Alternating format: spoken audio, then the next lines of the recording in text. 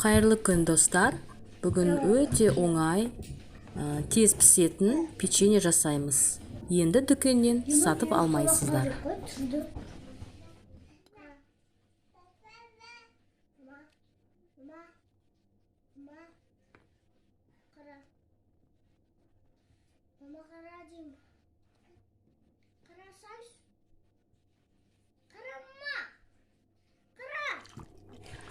Сексен 2,2% майды алып, мұны ерітіп, үстіне жұмыртқа, ас содасы, қант, ұн қосып, жабысқақ қамыр илейміз.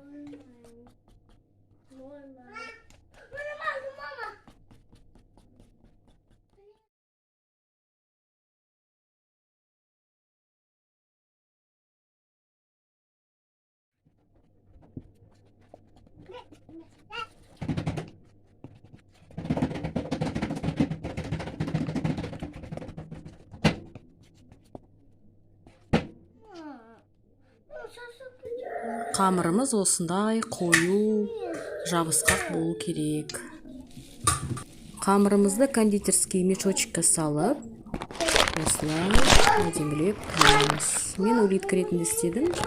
Сіздер өздеріңіздің қалауыңызбен форма келтіріп істей аласыздар.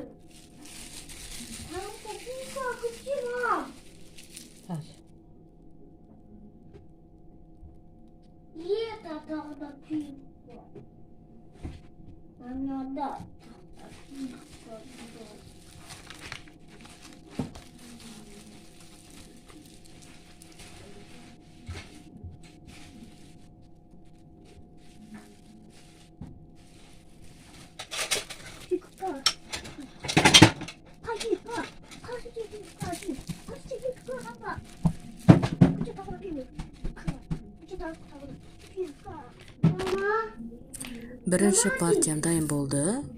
Менде әсел пеші, мен 160 градуста 20-25 минут пісіріп алдым. Баршаларыңызға ас болсын.